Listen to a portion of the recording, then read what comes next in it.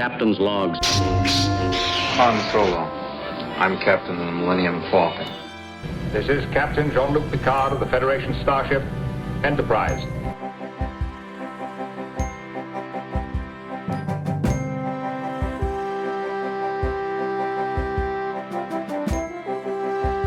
Priority 1 message from Starfleet coming in on secured channel.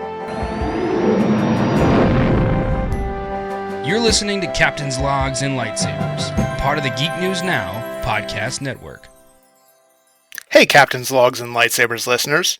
Got tats? Love your ink? But are you worried that your art will fade over time, and the cost to keep it looking vibrant and fresh gets to be too much? Well, that's where Mad Rabbit comes in. After just one use, you'll see how Mad Rabbit is effective on old and new tattoos. All natural ingredients are used to keep this from feeling oily or greasy.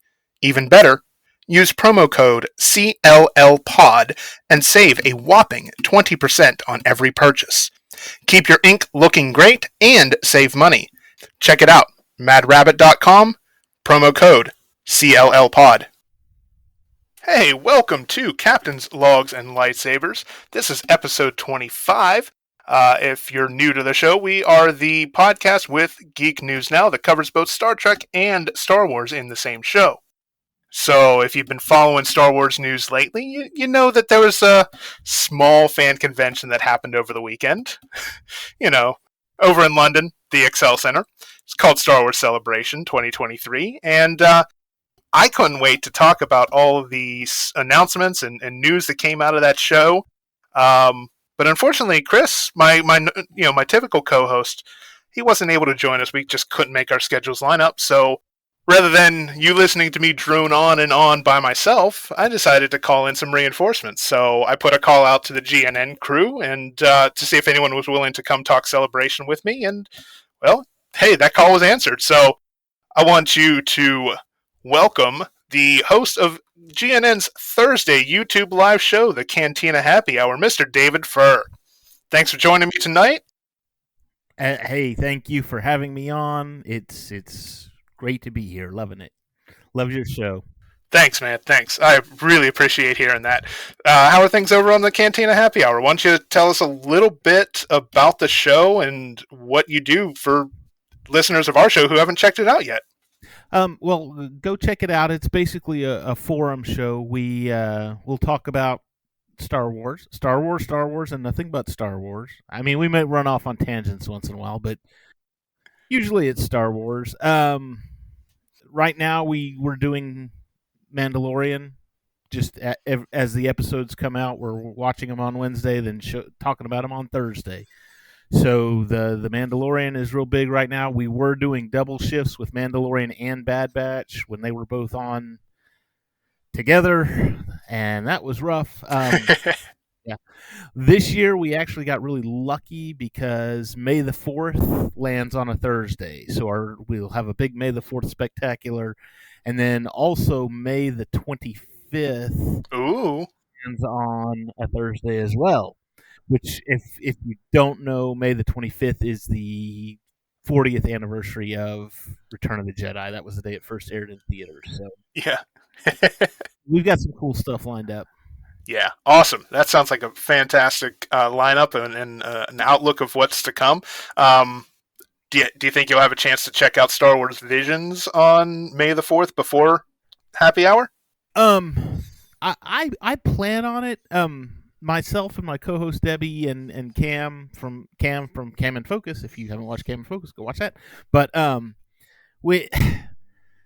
was big into it. I'm not a real big anime fan, but after watching the trailer for this new season, I mean, it's not just anime this year or this season, I should say. There's a lot of different styles in there, and I'm very curious about it. So the first season of Visions I watched, I'm still in the middle of it. I'm still watching only 4 episodes of it, 3 or 4 episodes. So it's not my cup of tea. It's fine. It's Star Wars. We love Star Wars. We love getting Star Wars. It doesn't matter. It's just not my. It's not Star Wars for me. Yeah. I'm kind of the same way. I know we did an episode about the first season and talking about all the shorts, and most of them were misses with me. Few hits, but yeah, I kind of share your sentiments. It's not really my style, but I'm kind of excited to see what they do with this season because, yeah, it's not just Japanese animation studios that have created shorts for this season. It's studios from around the or rather around the world. I believe there's, of course, there's representation from Japan, but there's also South Africa. I believe Netherlands, I think, was one. Right, right, and then there's the British studio that does the Wallace and Gromit. Yes, the Wallace and Gromit Jedi Knights. Yeah, yes. Yeah. I'm kind of looking forward to that one because I'm a sucker for stop motion animation. Yeah, and again, it's something different. It's not like, oh my gosh, here's another cartoon. It's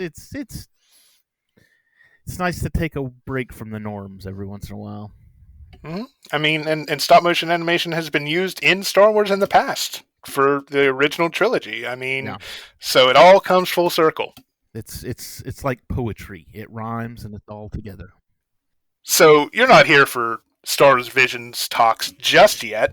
You're here to learn about all the news from Celebration. So definitely looking forward to getting into that discussion here with David. But first, I just wanted to take a moment to tell you that our podcast is having its first ever fan giveaway, fan contest. While I was at Steel City Con here in Pittsburgh at the beginning of April, I was able to secure a couple exclusive art prints from some of the artists on the show floor to give away to some lucky listeners of our podcast. Entering the contest is easy as well. You just have to go to Apple Podcasts and give our show a 5-star written review. Once you submit your review, take a screenshot and send it to our email address, logslightsaberspod@gmail.com, and you're entered to win. But you can get some extra entries. You just gotta go review our show over on Spotify for another entry. You can review the Geek News Now podcast hub on Apple Podcasts and Spotify for 2 more entries. So, plenty of chances to win. First of all, if you've already submitted a 5-star written review, you're automatically entered to win, so don't worry, I got you. Second of all, contest is open to US and Canadian residents only, not able to ship around the world, unfortunately. 1 winner per household. If you want to get all the complete contest details and recap of how to enter, just make sure you look at all of our social media posts, the ones going out on our pages, the GNN pages, and in the GNN groups. So look for those over the next coming day or 2, and good luck. Don't get technical with me. Logic is the beginning of wisdom, Valeris, not the end. The Jedi uses the Force for knowledge and defense. With that little bit of business aside, let's get into one of the first big panels, I guess, at Star Wars Celebration. It's a show that I'm really excited about, and that's Star Wars Ahsoka. So we got a new trailer that gives us a little bit more story and where we can expect the season to go. So, hey, David, you want to give us a quick rundown of some of the stuff you saw in the trailer? Everything. The entire trailer was... I just hope this isn't, and Disney has done this before. Well, Disney Lucasfilm has done this before in the past. Mandalorian being one of the things where you see a bunch of stuff in the trailer, and you're like, "Oh, I can't wait to see that! I can't wait to see that!" And then like 90% of the stuff that you see in the trailer all happens in like the first episode, and so you have you're walking completely blind into the rest of the season, which is, I mean, that's a good thing and a bad thing, just because it's like I want to see more of what's going on versus, I just hate being left in the dark. But then again, being left in the dark, everything's new and exciting. So anyway, but yeah, I mean, everything Thrawn, I cannot wait for Thrawn. And we've also, and I don't think this was part of the Ahsoka panel, but is it Lars or Maz Mikkelsen? Lars Mikkelsen is reprising his role as Grand Admiral Thrawn, and we are all kinds of excited about that. That's just the planet. It's kind of the tip of the iceberg. That's the way God intended. So I mean, he embodied that role so perfectly in Star Wars Rebels. It would have been a shame to not see him come back. And he kind of has the look as well. Yeah. And they do that all the time too, to where you have a cartoon character and you have a certain person voicing that cartoon character, generally the animators will take something of that person and make them look like the person that's voicing them. I mean, not like, oh my gosh, it's a picture perfect thing, but it's there's aspects and stuff that they add in, and it's good. It's great. So yeah, and a lot of times, the animators and the script writers for these shows will know who they envision for the role, so that's why they make the characters look like they do, to give them that kind of sort of appearance that they are, an on-screen version of the actor that portrays them. So right. The heir to the Empire mention, the name drop. Ooh, goosebumps. Yeah, goosebumps. Oh, and that was a big thing because, I mean, let's face it. In high school, I was in high school when those books came out, and up until that time, we had nothing. I mean, we had the 3 movie novel adaptations, we had the 3 movies, we had the 2 Ewok movies. We had the Droid cartoon show, the Ewok cartoon show, 3 Han Solo books, and 3 Lando Calrissian books, and that was it. And don't forget about Splinter of the Mind's Eye, which, right. I mean, doesn't track well now, but where Darth Vader died at the end of that one because they didn't know if they were going to make another movie. So, yeah. So, and it was, I mean, for all intents and purposes, it was fun. Yeah. But anyway, so Heir to the Empire comes out in the early 90s, and I mean, that was just like a game changer because as soon as that hit, all of a sudden Star Wars was popular again, and we were getting like a book a month. I mean, I had a tough time keeping up with everything. That's kind of how I feel now with all the stuff that comes out with High Republic and everything else that's not High Republic that's still coming out. Yeah. Oh, it's I don't want to say it's awful. We're getting Star Wars, but it's tough to keep up with things, and especially with the different stories. You had comic books coming out. The Dark Empire series, Dark Horse did a big run of stuff. So, but the Heir to the Empire name drop, that was, and especially again, Thrawn came from Heir to the Empire. That's where he made his first appearance. So. And I heard somewhere, or I read, somebody tweeted out during Celebration that actually, Dave Filoni and Jon Favreau both consulted with Timothy Zahn on the creation of Thrawn and how to bring him to the screen. So now we've got like the master in and taking care of things. So yeah, you got the custodian of Star Wars from Lucas himself, and the guy that started it all with the expanded universe. I mean, it's gonna be really good. I'm hoping they take a lot of. I'm hoping they take some of the stuff from Heir to the Empire and put it in just to appease the toxic fan base and say, hey, look, here's Heir to the Empire. Have fun. Yeah, it's the Ahsoka show, but it's Heir to the Empire. You get it. I was catching a recap of the panel through Twitter, and because they weren't airing that panel live on the live stream, of course. But I liked how Rosario had mentioned that they had made some tweaks to Ahsoka's wardrobe. I thought she was great. I thought Rosario was a great pick. The only person better I could have thought would have been Ashley Eckstein, but yeah, I just don't know if she has the body type really portray the character convincingly. She's a very small person, so, and I don't mean like dwarf or anything like that. She's just small and tiny. So. She's such a fun person, though. I've had the pleasure of meeting her quite a few times over the years, and she's always so kind. She's always so engaging with fans. It's incredible. Yeah. We got to see her at Fan Expo this past year when we were there covering that. We got to see her, but we actually got to talk to James Arnold Taylor and I can't think of his name now. Anakin, Matt. Matt Lanter. Matt Lanter. Thank you. I was blanking on the name. But all good. I got you. We got to talk to them, and that was a lot of fun. But yeah, we got to see her. She's actually coming back for Fan Expo this year in June, so get to chit chat with her. We didn't get one-on-one time with her because her autograph booth was constantly full. I mean, throughout the entire show, there was always a line.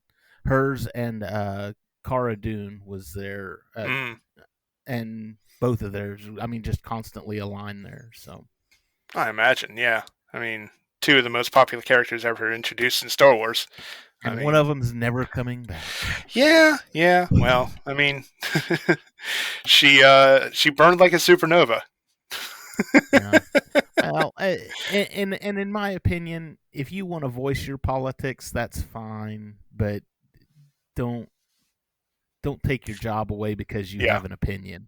That's just my thought, but whatever. Yeah, well, whatever. I mean, what's in the past is in the past. We can't change anything about it. But yeah, I enjoyed seeing the character. I enjoy the character. I'd like to see something else happen with her, but I know it's never going to happen. But right, yeah, what can we do? What are your thoughts on the two new castings? Mary Elizabeth Winstead as Hera and Natasha Lou Bordizzo as Sabine. I actually the Hera one was funny. I actually, before we got on tonight, I was looking. There was a meme. And it said the Jedi, and it showed Obi-Wan Kenobi. Yeah. Ewan McGregor, his uncle, and of course it showed Wedge Antilles. Mm-hmm. And then it said his daughter, and I can't remember his daughter's character name, but she was in Book of Boba Fett. Yes. I think. Yep. Yeah, I think you're right. And then it said, and his wife, and it was Hera. And I'm like, well, yeah, that makes sense. It's a family tradition. Everybody gets to be in Star Wars. I mean, you can't even write this fan fiction, right? Yeah, really. Where did they come up with this? You know what? That's going to be the new reality TV show on TLC, My Life in Star Wars. And we're just going to follow the family around. I hate reality TV, but I would watch that. But, yeah, the Hera cast. I mean, honestly, anything with the Rebels cast, so far I'm down with. Sabine doesn't look how I would have imagined her, but then I've also got to think, well, you got to look at Rebels ended right before the Battle of Yavin, and now you're looking at something that's 5 to 10 years past Return of the Jedi. At least, so, yeah. So it's like, I'll take it. I don't want to say I'll take it with a grain of salt, but okay, I understand it. Mm-hmm. Yeah, because they've never really been clear about the Mandalorian's timeline. I know they said initially for like the first season it was 5 years past Return of the Jedi. I know Favreau came out with Book of Boba Fett. He said that Grogu had trained with Luke for like 2 years. And then I heard he kind of walked that back. So I don't know where the truth is. I have no idea. Yeah, but yeah, cool. It doesn't stop me from watching it. Yeah, exactly. I mean, it's probably safe to say that it's at least 10 years past where we last saw the Rebels crew. So, yeah. So, needless to say, I understand the changes. Obviously, we've seen Zeb already because he popped in Mandalorian. Do you think that was a teaser for his reappearance in Ahsoka? God help me, I hope it's a teaser for him, but I also hope that it's a teaser that maybe in this season of The Mandalorian, like as an end credit scene in the final episode, we get Thrawn. They put Thrawn in there just because, and there was that one line from like the second or third episode where Bo-Katan was getting attacked and they were fighting them off, and everybody was in their ships, and we had this great space battle. No, it wasn't a space battle, but atmosphere battle. And all of a sudden, the TIE interceptors came in, and there was like, tons of them. And she said, "I've ticked off a lot of warlords." And he said, "This is a little bit more than a warlord." And I was like, "Ooh, Thrawn, come on, baby, come on, give me some Thrawn at the end of this season." So I mean, that would be something. That would be a heck of a reveal, for sure.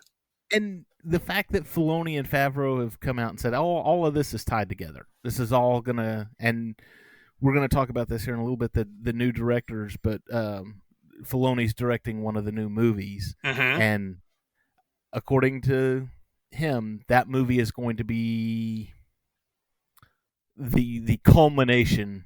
The Avengers Endgame of the Star Wars timeline. Right. Well, not the Star Wars timeline, but the Mandoverse, as they're calling it. So. But it's the big team-up event. It's where everything comes together, everything that's been building in The Mandalorian and The Bad Batch and all these current Disney Plus shows, it's all going to be resolved in this movie, which is pretty incredible. It's exciting. Exciting times. What a great time to be alive, yet again. Yeah. So we got a little bit of info about the villains of the series from the panel. In what I thought was, maybe I was just letting the whole Heir to the Empire reference cloud my judgment, but I thought for sure that Ray Stevenson's character was Jurus Sibieth. You know what? A lot of people thought that. I mean, that was blasted online. I was just like, oh, that would make sense, and that would be cool. Which is, it's not, unfortunately. No. They said his name is Balin. Big sigh of regret. And then I don't know that I guess that's like his apprentice that's with him, the girl character. They both have they have orange lightsabers. This is new and different for Star Wars. So what are they? Are they dark Jedi? Are they corrupted by the dark side but not fully corrupted? Is that why they couldn't bleed the crystal to that blood red crimson that we see all Sith lightsabers have? Maybe they're not even Sith, and that's the thing, because maybe, and I hate the term.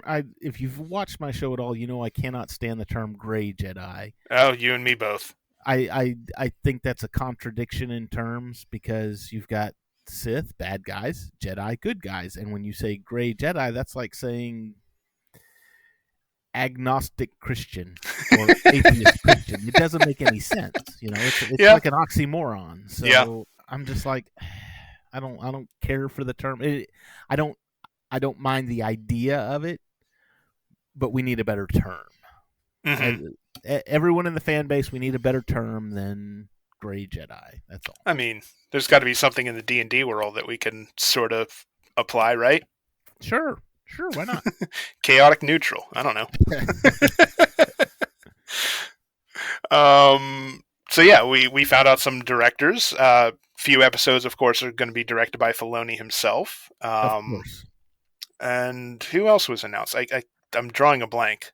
Gosh, I can't even remember now. Is Bryce going to do one? I didn't see her name, which is kind of surprising, because that would be a typical, she directs everything. She likes playing with those guys, so. Oh, okay. Steph Green, Jennifer Getzinger, Greta Patel, and Rick Famuyiwa. We got at least one other veteran. Yeah, Rick Famuyiwa's done several episodes of the Mandalorian. In fact, I think he just did this most recent episode. I want to say the one that airs tomorrow, or no, the one that aired last week. No, that was the Bryce Dallas Howard episode. Oh, that was Bryce Dallas. I think Rick gets the final two. Rick did the episode of it was in the first season, The Prisoner, where they broke him out of the prison, which had Bill Burr in it, and I love Bill Burr, so he's great. They need to bring him back. And they need to bring back what's his name? The Marshal from the second season. Mm-hmm. Cobb Vanth. Yeah. I mean, I imagine we're not done seeing Timothy Oliphant because you don't cast him for one or two episode. appearances. Yeah. So, I guess was he in Book of Boba Fett too? I think so. Yeah. I think he was in the final episode. He showed down with Cad Bane. Mm-hmm. And then the music is, of course, going to be composed by the Kiners, Kevin and his son. That's different because Ludwig Göransson did The Mandalorian. I think he did Book of Boba Fett too. I think, yeah, and he's credited. He's going to be working on the music with the Kiners, at least, to kind of help influence and how for them to adapt his music for what they're trying to do. But right. I think it's fantastic that we've got these Kiner and now his son have written more music for Star Wars than any other composer, even John Williams himself. So it's safe to say they know what they're doing and they understand Star Wars. Yes. I mean, I'm not comparing them to John Williams. Don't get me wrong. You can't do that. You've got John Williams on the high pedestal when no one really comes close. But when you're talking about everyone else, yes, I get it. Yeah, absolutely. So just wanted to clarify. I didn't figure anybody thought I was going there, but for that one person that did, you're gonna get hate mail now. Oh, you said something bad about John Williams. For the record, I did not. All right. So, anything else about Ahsoka that you wanted to hit on before we change topics? I don't think so. Excited for it to come out. So same. But it's not until like August. That was the other thing. I think they didn't release like a hard date, but at least they gave us a month. So instead of just 2023, it's okay. We've narrowed it. We gave you 31 days. It's in a 31-day window there. Now we just have to figure out when Skeleton Crew gets a debut. I'm looking forward to that one too. Same. But we'll talk about that another time once we get more information. Right. We have this year, 2023, is the 40th anniversary of Return of the Jedi.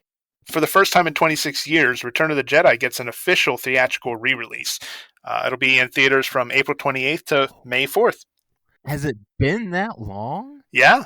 I think the last official theatrical release was the special edition. Special editions. Oh, my gosh. Yeah. Oh, it's been 26 years since the special edition. God, I feel old. Same. So we got a new poster advertising the theatrical re-release, which is pretty cool. It's very cool. I actually have it as my wallpaper on my phone now. Very nice. It was very cool. Isn't he the same artist that did the Empire Strikes Back poster for the 40th? Probably. I think so. Yeah. So that's kind of cool that they're keeping the theme and keeping the artist. We actually, when the 40th happened for Empire Strikes Back, my oldest son still at home, we actually went to go see it. In fact, that was our first movie in the theater that we saw after COVID had happened. Mm-hmm. COVID happened in March of that year, and then like everything was closed for months. And then we went to go see it. I want to say it was like August or September of that year, of 2020. And I was all kinds of excited about it because it's like, we get to go see Empire on the big screen. And I get to take my son Luke with me to go see it. It's going to be amazing. And now it's like, Jedi. Now we get to go see Jedi. I'm excited about it. Absolutely. I just saw Return of the Jedi live in concert. So I watched the film with our local symphony orchestra playing the score, which was pretty cool. Yeah. So I'm not sure if I'll catch Return of the Jedi in the theater since I had that experience. I kind of think that's the ultimate way to watch that movie. There's something about that. Yeah, just a little bit. Yeah. So you're going to see it. I'm probably sitting that one out, but that's okay. Why do you go to go see Return of the Jedi in the theaters? Don't you own the movie? Can't you just sit at home and watch it? It's not. It's not the same. It's not the same. It's not. It's really not. I live in the theater. I see just about every single blockbuster in the theater. I even, I do the AMC A-list membership, so I mean I can see 3 movies a week for $22 a month. It seems like it's more useful to me than a gym membership for sure. Gotcha. So yeah, I am a big advocate of the big screen. But that's only a limited run though. That's like it's like 1 week. The end of April 26th through like May the 4th. I think they're May the 4th or 5th. Yeah, and the funny thing is, AMC has not even announced that they're carrying it. It's only been Cinemark and Regal so far. See, okay, that's interesting because I went on Cinemark the other day right after they announced it, and Cinemark didn't have anything. So I guess they've picked something up because our theater close to us is a Cinemark. Yeah, that's odd. I wonder what's going on. Maybe they just were waiting on the official news from Disney. Maybe, and they'll add it this week. I hope so. Well, one can hope. Yeah. So we kind of got a little surprise announcement with a second season of Tales of the Jedi being sort of announced, unofficially announced. And this was actually a really good one, a really happy announcement. Yeah, I'm curious as to the Jedi that they're gonna go with this season because I don't want to see any more Ahsoka. I don't want to see any more Dooku because we saw them. We know we know the story past that. We know what happens. But I mean, to follow somebody else, I don't know.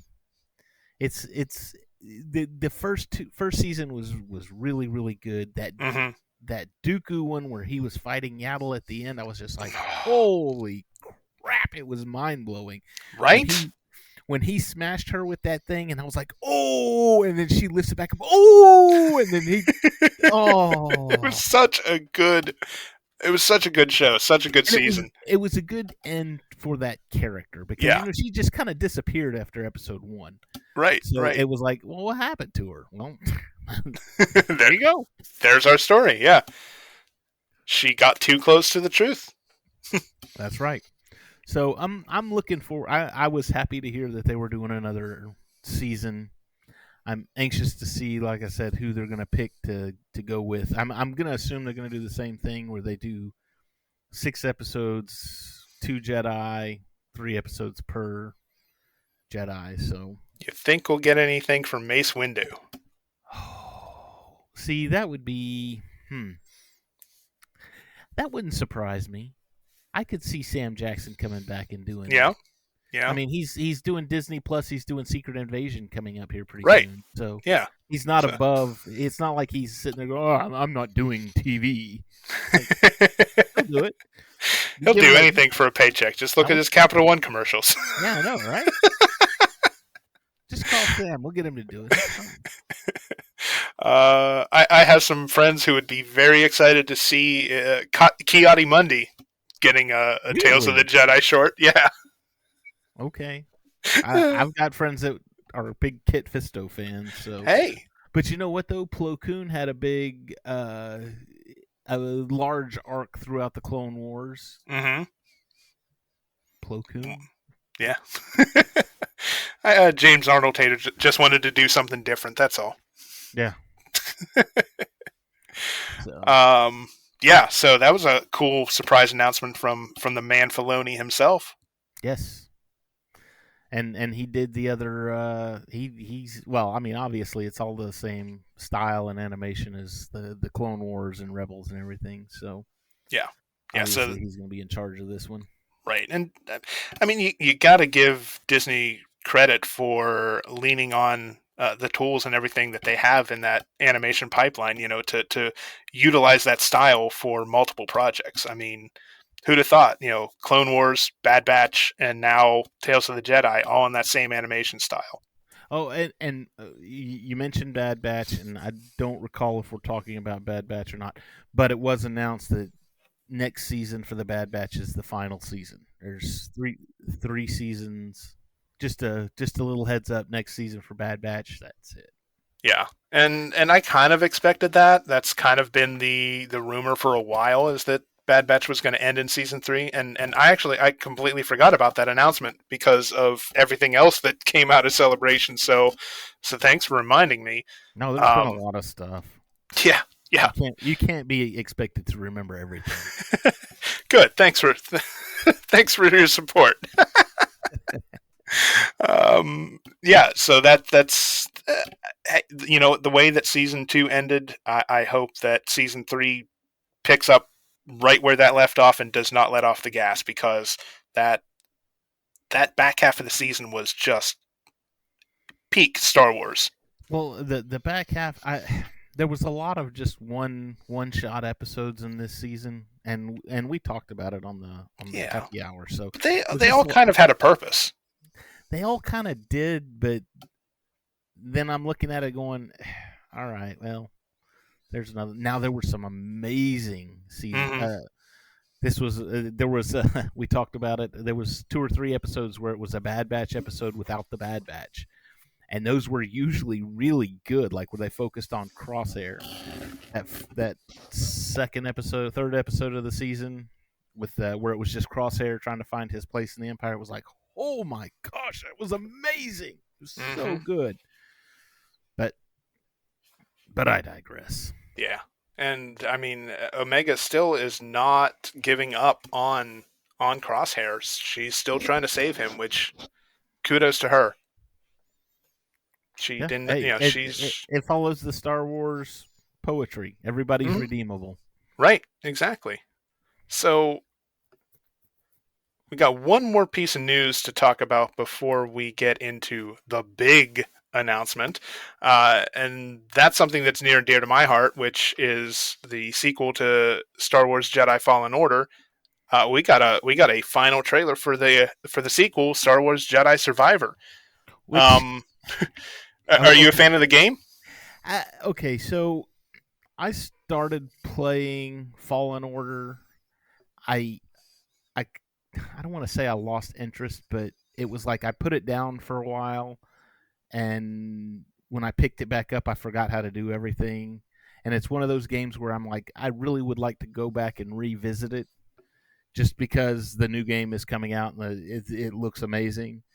So it's one of those things where I'd just like to, like I said, go back and revisit it. Unfortunately, my PlayStation time my 4-year-old has decided he likes playing PlayStation. And he plays Lego Star Wars, The Skywalker Saga. And he doesn't really do anything. He just runs around and smashes things and collects the coins and everything. And usually I'll play with him, and I'll be doing the missions by myself, and you just go smash things. I'll be fine. But like I said, that's most of my PlayStation time these days is playing Lego Star Wars with my 4-year-old. Hey, you know what? I wouldn't trade that for anything in the world, though. Yeah, and it's again, if I tried to play something else, I'd get yelled at because I was playing without him. So. Yeah, that sounds like a 4-year-old. Yep. What are you gonna do? Now my older son Luke, he did play through it, so he's aware of the game. But yeah, like I said, the sequel looks. I'd really like to go back to it because the previews for the sequel and everything look amazing. I mean, you could always just watch some of the story stuff if you have a chance. Shameless plug here. I've been playing the game live on my Twitch stream. I've actually caught an episode or 2 of it. Yeah, you did. And you've been active in the chat a couple times. I appreciate it. Yeah. But yeah, it's you kind of get to see a little bit of the story because I'm focusing on a story only playthrough, not really deviating too much from the story path, which is kind of an interesting way to relive the game. Well, it's and this was almost as close as we've had to really an open world game. I mean, what was it? The Old Republic was not the Knights of the Old Republic, but the online Old Republic was kind of that way. But really to have just to where you didn't have to, okay, you're going to land on this planet, and there's one path, and you've got to take the one path to get to the temple, and then once you get into the temple, you've got the one boss to fight, kind of thing. You could really kind of spread out and explore things before you actually went to that temple to go fight the boss or whatever. So, and I think it's going to be even more expansive in the sequel. Yeah. Oh, it wouldn't surprise me at all. The first one did so well, and it's very popular among the fan base. So.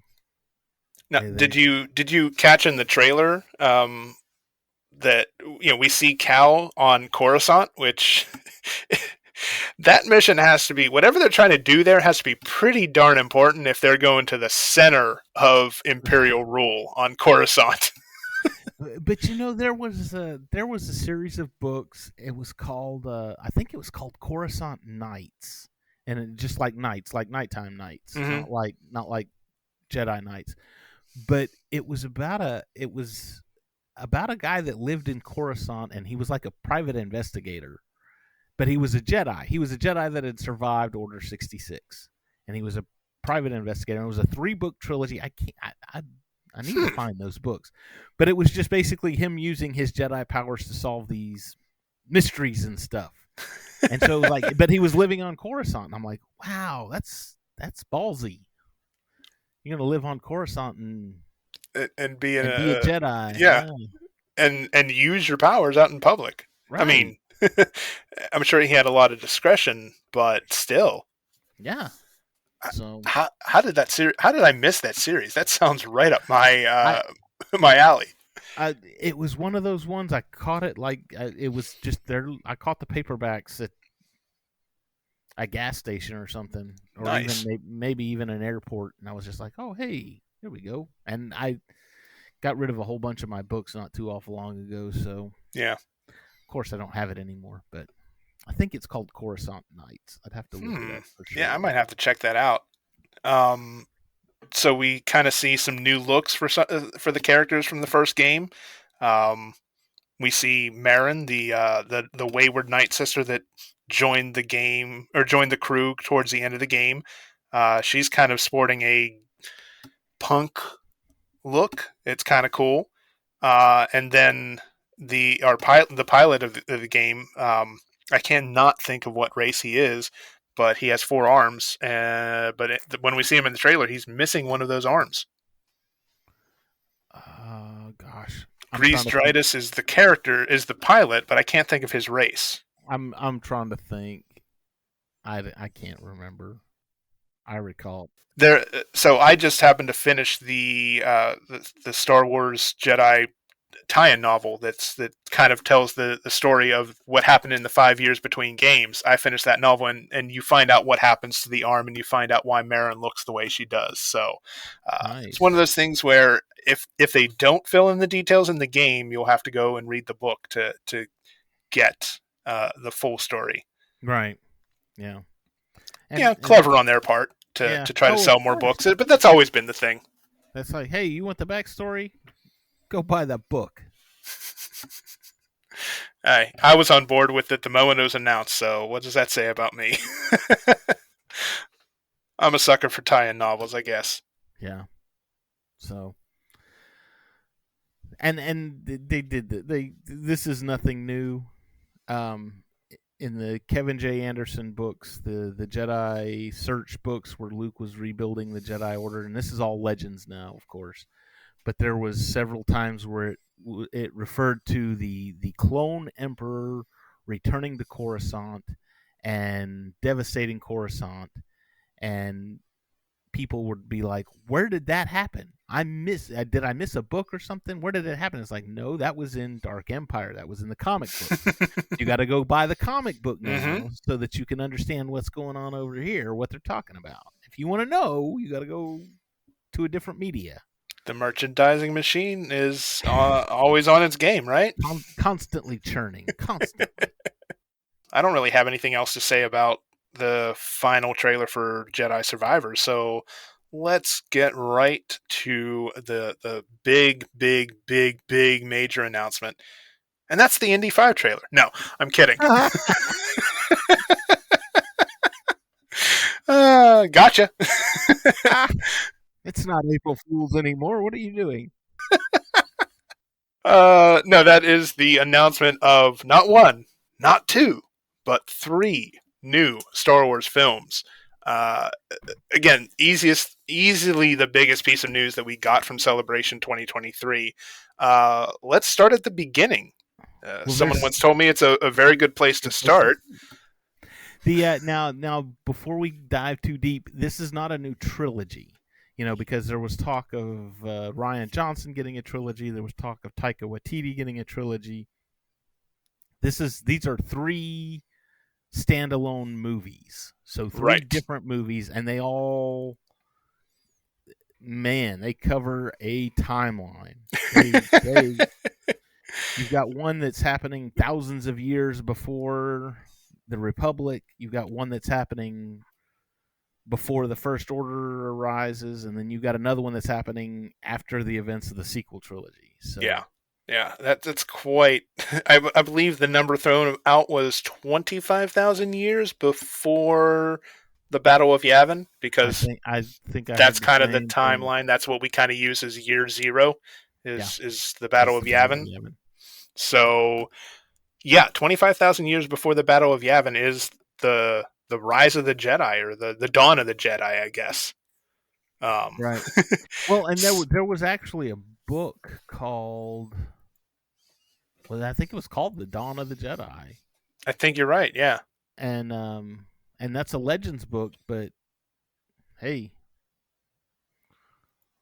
if they want to try and do that, let's do that. So yeah, I'm excited. I mean, it's being written and directed by James Mangold. That guy, he's the writer and director for Indy 5. Which is that the jury's still out on that one, but yes. Yeah. Hey, after that trailer though, it looks pretty good. It looks like a classic Indy adventure. I'm on board. So did Kingdom of the Crystal Skull when that trailer came out. Yeah, well, we all saw how that happened. Hey, I still enjoy that movie. I don't care what anybody says. It had some dumb choices. I'm not. It's not a perfect indie movie, but I don't know. It felt right to me. Okay. It felt. Yeah. It had. Hey, like I said, I know unpopular opinion. I don't care. I enjoyed it. I said what I said. Yeah. He also did. Now, as far as I should say, as far as geeky movies go, he did do the Wolverine and Logan. Yes. Which, if you haven't seen Logan, and actually the Wolverine was a lot better than people give it credit for. I agree. In my opinion. Yeah, and we're not, just to be clear, we're not talking about Wolverine, X-Men Origins Wolverine. We're talking about the Wolverine. I was gonna say it's not. No, I don't. I try to avoid that one if I can, because that one and Dark Phoenix, was just horrible. But whatever. Yeah. Well, this is not MCU Mondays. No, this is not MCU. But he did do those. Also, he did. He did Girl Interrupted with Angelina Jolie. And he also did Walk the Line, which was the Johnny Cash biop. And, which was a fantastic film. Oh, both of them were great. And in fact, Angelina Jolie and Reese Witherspoon both won Oscars for those 2 movies. And Joaquin Phoenix was nominated. So, but we're not talking about the one of the movies that's near and dear to my heart. Which one? James Mangold had a hand in writing Oliver and Company. Oh, I had no clue. Ah, yeah, he's credited as animation scriptwriter. Wow, I haven't seen that movie in a long time. It's such a good movie. And if you haven't seen it, it's on Disney Plus. Go watch it. It is. It's a fantastic movie. Billy Joel does the voice of one of the dogs. Yep, yep. And the voice of Oliver was it Joey Lawrence? Maybe. One of the Joeys. Yeah. I'm pretty sure it was Joey Lawrence. Yes, it was Joey Lawrence. I was right. Wife had a big crush on him, so she made sure to make sure I knew that Joey Lawrence did the voice. Well, there And you I go. just had to make sure that my memory was serving me correctly. I'm looking forward to it. I guess Mangold came to Kathy Kennedy with the idea, and then she ran it by Dave Filoni to see if the story idea would fit into what he's trying to tell, and he said it absolutely should line up. Mm. So I like that, we're getting some involvement from Filoni on theatrical, not just the other movie that's coming out, but it's nice to see him kind of shaping what we know and will essentially be the Star Wars timeline going forward. And honestly, I think it's good on him because I seem to remember when he made the Clone Wars, or when he first started the Clone Wars, and this would have been back in 2008 was when that debuted. We're looking at a 15-year anniversary for the Clone Wars, by the way. But anyway, when that series debuted, that was one of his big things. Was he said, I went to George Lucas, and I learned everything that I could about the lore, about the history of the universe, and how this world was built. And now that he knows, now he is being consulted, and it's like, okay, how all of this goes. Is this going to fit? So, like I said, good on him. Maybe he can take Kathleen Kennedy's spot as the head of Lucasfilm one of these days. I mean, it's she might be retiring, and he very well could. Yeah, we may get a two. Excuse me. We may get a two-person thing, kind of like what James Gunn and Peter Safran are doing for the DC movies. Right. We might get Filoni and Favreau kind of taking over as co-chairs. That'd be cool. I'd be fine with that. Yeah. I think so. I think the fans would be fine with that. Yeah, I think for the most part. There's definitely some online discourse about the season of The Mandalorian so far not being its strongest.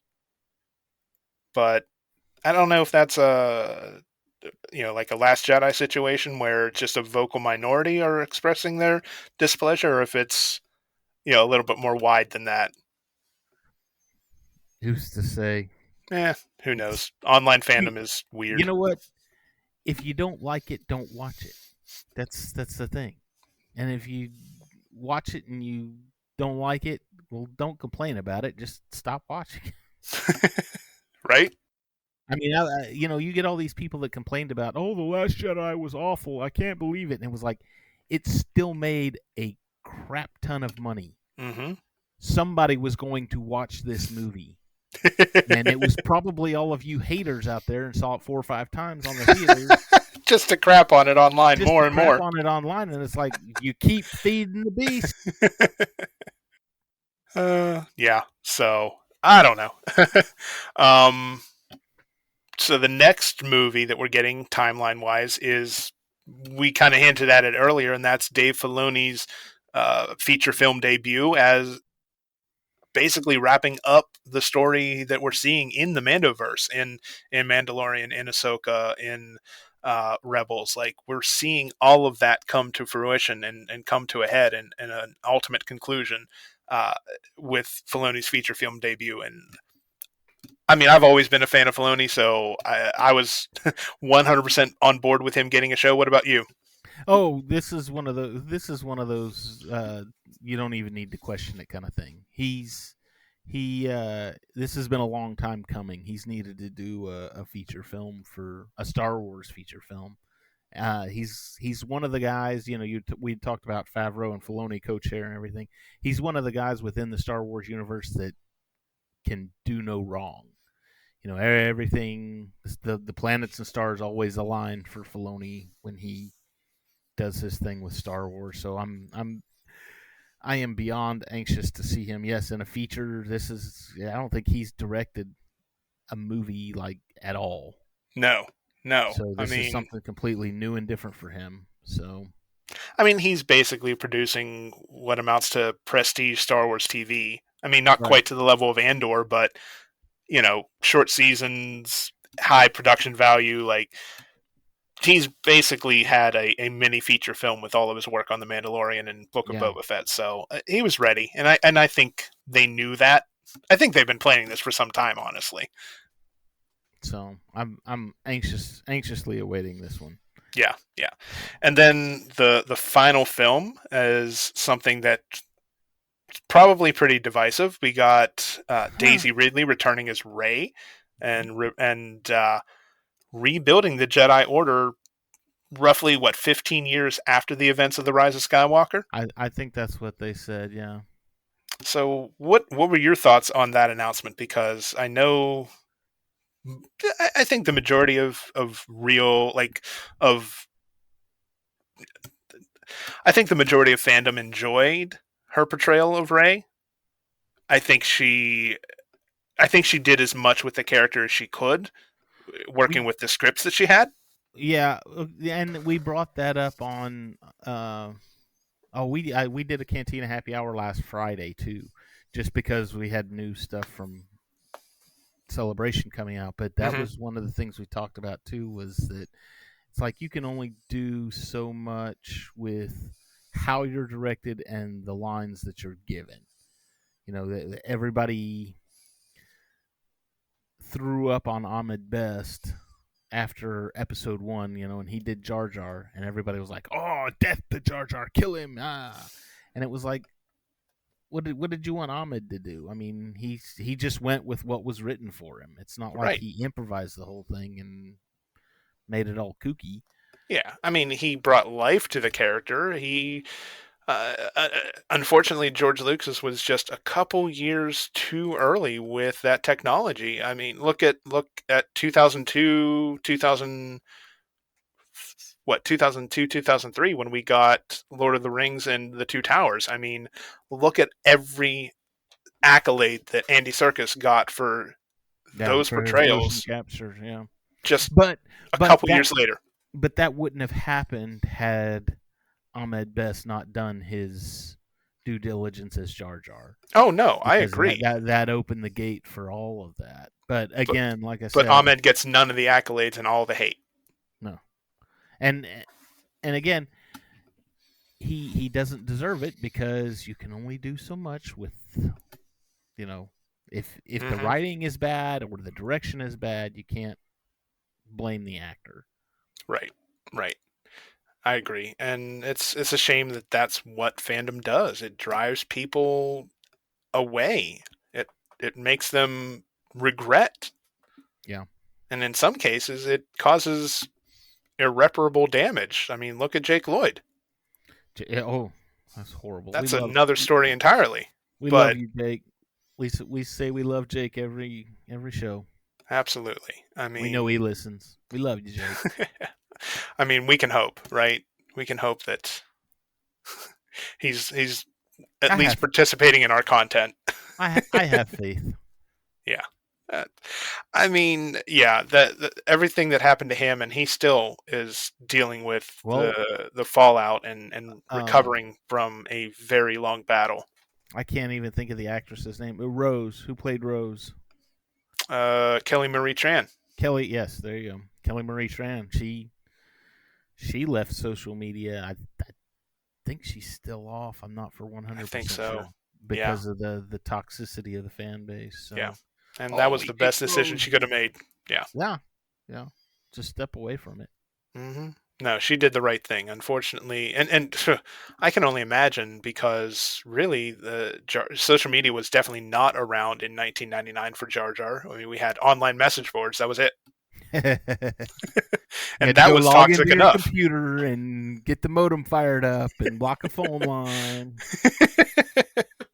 I can imagine if social media existed, what could have happened, how that story could have turned out. I'm gonna download the trailer for the new Star Wars movie. The phone's gonna be tied up for about 4 hours while this 2-minute video clip downloads. Hey, you mean you weren't part of the go see Meet Joe Black in the theater just to see the trailer crowd? Actually, you know what? So when episode 1 came out, I was actually in the Army at the time, and I was doing basic training. Got to go home for Christmas, and I went with my aunt and uncle to see Star Trek Insurrection.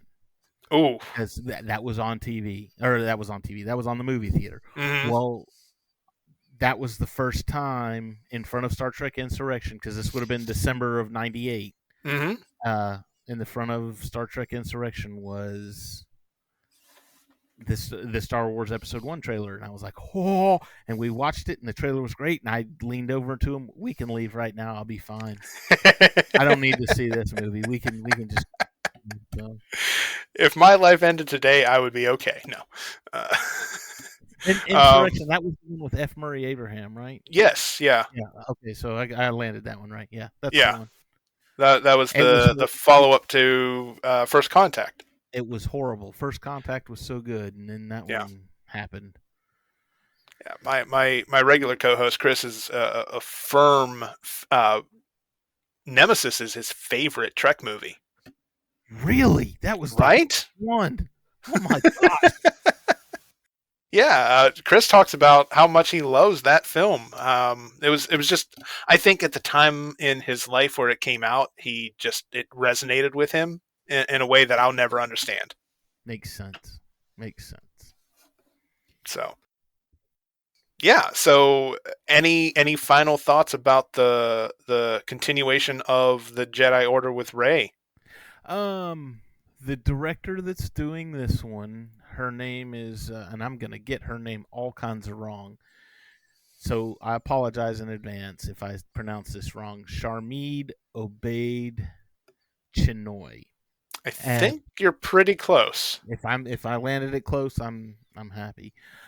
She has won 2 Academy Awards, and been nominated for like 4. But all of the Academy Awards that she has won have all been short subject documentary. And her only... all of her movies that are listed on IMDb right now are short subject documentaries, except for she also directed Miss Marvel. Right. From the MCU, which was, again, it was a miniseries, 6 or 8 episodes on Disney+. And it was a show that I enjoyed. Oh, I loved it. I think that was the best thing that came out of Phase 4. So, yeah. But it was really good. She obviously knows how to make a movie because she has won Academy Awards. But again, it's not a full length movie, so right. The jury's still out on that one.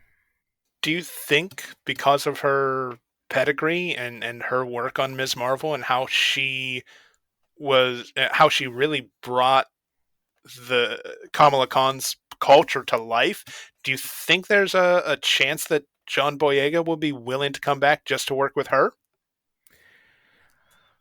I hope so. I really do. John was another one of those that I think the fandom ate him and just chewed him up and spit him out, basically. Well, that, and again, writing and directors. His character could have been so much more than what it was, and the fact that it had that there was a book that came out before The Force Awakens came out, and it was one of those lead up to The Force Awakens books, but it was called Before the Awakening. Mm-hmm. And it was basically 3 short stories one dealing with Rey, one dealing with Finn, and one dealing with Poe. And in one of in the Finn story, there was a scene where Kylo Ren sees Finn. He notices him, I guess, sort of like the way that he noticed him in the village on Jakku, and he realizes that he has Force potential, basically, is really what it boils down to. And then that was never capitalized on. And the fact that Finn picked up the lightsaber after Rey had fallen, he picked it up and he turned it on, and he stood toe to toe with Kylo Ren. Now, granted, Kylo was just kind of playing with him, but yeah. Yeah, he did all right. He did all right, and they really should. I would have liked to have seen them expand on it as far as him being a Jedi or him being a Force sensitive. So Yeah. I have high hopes. I'm hopeful too, and I think he's reconciled with Kathy Kennedy. He had made his displeasure very well known, and I think they actually sat down and had a chat. And I think they're starting to kind of patch things up because, I mean, yeah, she's the executive producer, the chairperson at Lucasfilm, but she still was ultimately responsible for the final product. So I think, Right. Him pointing his displeasure at her may not have been all in the right direction, but I mean, I'm glad to hear that they're patching things up ultimately. Yes. So yeah, I wouldn't mind seeing Finn come back. Grogu. Let's hope he's still around. Maybe we can only hope. Depends on how much you love the little scamp. The little marketing device. Yes. That's another thing. Like I love him. I will not make any qualms about how much I enjoy the character. But really, what purpose has he served this season other than selling marketing? toys? Yeah. Nothing yet. Yeah. But there's still 2 episodes left. So this is true. Let's see. But I mean, nearly every scene that he's in, you could remove from an episode and not miss anything, for the most part. He's just there to be cute and sell T-shirts. Yeah. Hey, like I said, I'm not knocking it. I love him. I always will. But I can see where some of the discourse is valid, especially this season. I don't know. That's just my thoughts in a nutshell. This was kind of a very informal discussion. But yeah. I don't know. I'm looking forward to all of the stuff that was announced. And there was, like you said, there was a lot of it. There was, and it wasn't just, it was. They talked about, when I watched, they were jumping back and forth between Mando season. Well, what's currently on Mando season 3 and Andor season 2, which they're filming that right now. Mm-hmm. So I would say probably beginning of next year, we'll probably, or maybe even the end of this year, we'll get Andor season 2, which I'm all kinds of excited for. Yeah. So. I'm thinking it's going to be sometime in 2024. I don't think with Ahsoka and Skeleton Crew, I don't think we're going to get any more Star Wars this year on Disney Plus. I'm thinking, I believe that's early 2024 also. Yeah, they moved that one was supposed to be this year. Mm-hmm. I think they've moved it back to next year though. Yeah, and you know what? Honestly, that's good. I'm fine with that because I think Marvel really screwed the pooch on that one during Phase 4 when it was like, okay, we've got WandaVision this week, and then for 6 weeks, and then we'll have a week off, and then we got Falcon and the Winter Soldier, then we have a week off, and then we have Loki, and then we have a week off, and we got a movie coming out, and then we got another week off, and it was just like, oh my gosh, too much, so too much, too fast. Yeah, you're flooding the market, so it was just a lot to swallow. What If came out, Hawkeye was like cheese and crackers. Come on. Yeah, I agree. It was a lot to take in, a lot to digest, and I can see why maybe the movies aren't getting. I mean, they're not getting as big of a box office return, but I don't think it's solely because of fatigue. I think it's just the quality as well has gone downhill. But and honestly, I'm hoping, they pushed a bunch of stuff back, and I'm hoping that they're going for quality versus quantity at this point. I hope so too. Yeah. So, boy, we did get on a tangent again. This is not MCU Mondays, I swear. I mean, I don't have any more to say about the topics we discussed. What about you? No, I'm good. I'm looking forward to the next year or so within the Star Wars universe. One more. Yeah. Oh, what you got? What you got? They announced the next celebration will not be until 2025, and it's going to be in Tokyo. That sucks, I know. Yeah, that is an interesting choice. I did not expect A 2-year gap? back-to-back Well, I knew about the 2-year gap. I just was not expecting 2 international celebrations back-to-back like that. Yeah. Maybe it's one of those things where it's like, okay, the United States has had it too much. We're going to do a bunch of international ones, and then we'll come back to the United States. Yeah.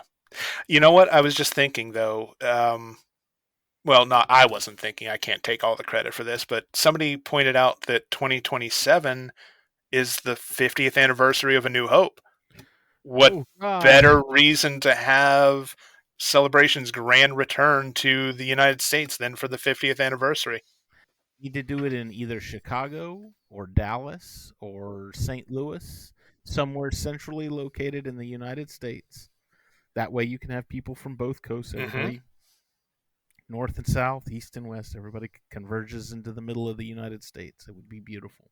Just not Easter weekend in Chicago, please. Yeah. Do it in the summertime sometime. Yeah. Actually, no, don't even do that, because if you do it in the summertime, you got all those guys dressed like Darth Vader and everybody's sweating and it stinks. Yeah, no thanks. So maybe like springtime, but not Easter weekend. Dallas would be an interesting place for a celebration. I mean, you have plenty of space, right? Oh, yeah. Oh, yeah. I don't know if we'll get it, but... That'd be nice. I'd love it. If it was in Dallas, I'd be there. I'd be there. I don't think I'm missing that one. Well, being that I live in Dallas, I'd probably be there. Oh, so I'm crashing at your place then, right? No. Yes, sir. I've already had 3 or 4 people say, "Hey, if it ever comes to Dallas, we're going to stay with you." Oh, that was kidding, but I appreciate the offer. So yeah, Celebration 2025, Tokyo, Japan. That's going to be interesting. I'll be sitting that one out, but hey, I want to go to Japan, but I cannot swing Japan in early April. It's just never going to happen for my work schedule. Yeah. Because if I go to Japan, I'm not just spending a long weekend there. I'm sorry. Oh yeah, it'll be a week or 2. It'll be a vacation. Yes, agreed. So maybe, a future celebration, if I'm still alive, might hit Japan when I'm, able to take more time, or maybe retired. Who knows? When I'm old and retired. Oh, but yeah. Hey, we could keep this conversation going all night, really. I think. That's going to do it for us for episode 25 of Captain's Logs and Lightsabers. I'm Jonathan. You know where to reach me, but my co-host at last minute, David Furr, why don't you tell our listeners where they can find you? Go to the Facebook page, the GNN Facebook page, go to the GNN YouTube page, either one of those places. We do Cantina Happy Hour on Thursday nights. It's a live show. It's 8:30 Central Standard Time. We love listening to the audience. We have them, everybody comments, and we try to get as many of the comments in as possible. We're doing Mandalorian. We got 2 more episodes left in this season. So come check us out. We're all over the place. Twitter, Twitch, GNN is everywhere. I also have a new article up. I've got a new article up about the new directors. It's on geeknewsnow.net. That's on our webpage. So a lot of cool stuff happening. And as of right now, this is the closest I've been to being on an episode of Cantina Happy Hour, so I think I need to rectify that at some point in the future. Yeah, absolutely. Love to have you. You. All right, that's going to do it for us. So thanks for listening. Thanks for checking out the show if this is the first time you listened. And now that we've announced that contest, make sure you go leave us some reviews so you can get entered to win those art prints. And then check the social media post for the art prints that you're actually entering to win, because we plan to start really pushing those out on social media here soon. So check them out, and good luck if you decide to enter.